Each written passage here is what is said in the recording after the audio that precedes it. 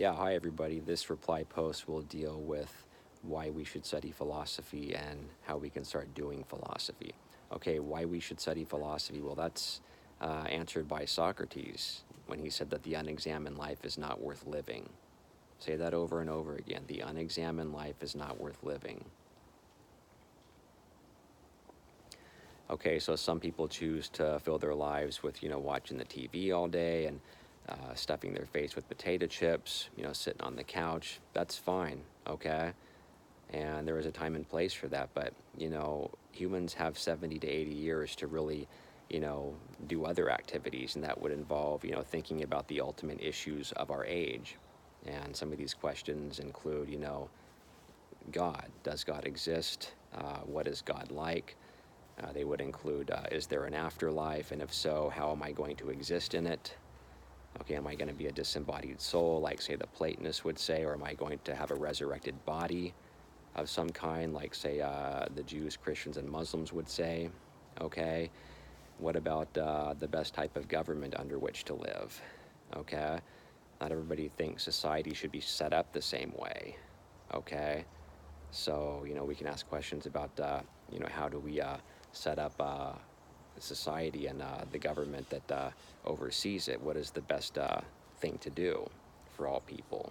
Okay, these are also important, you know, areas of life that we have to think about. Not just how am I going to pay the bills and what is the price of bread this week or the price of gas. All those are important, but if we can strike some kind of balance and really examine our souls, so to speak.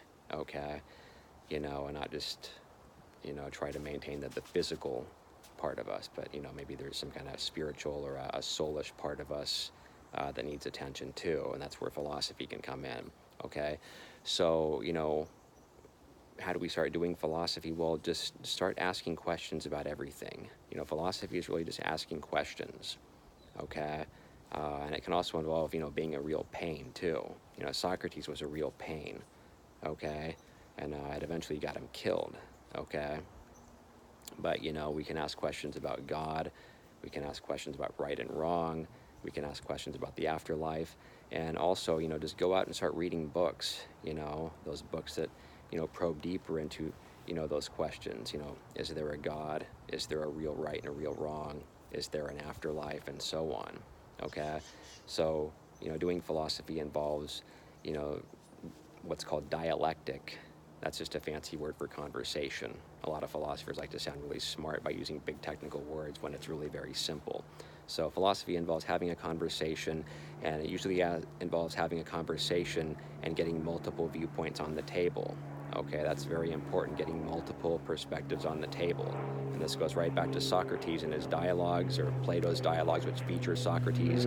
There's a back and forth, and they look at many different perspectives on an issue.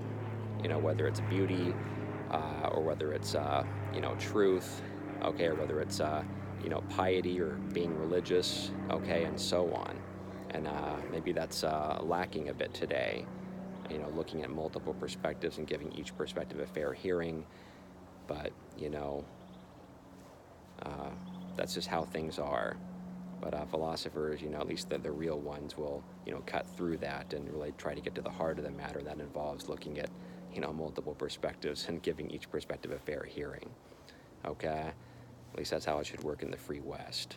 Okay, so everybody's doing great in the class, and let's all keep moving onward and upward, not only here at Iowa Western Community College, but also in life. All right, we'll meet up soon. Over and out.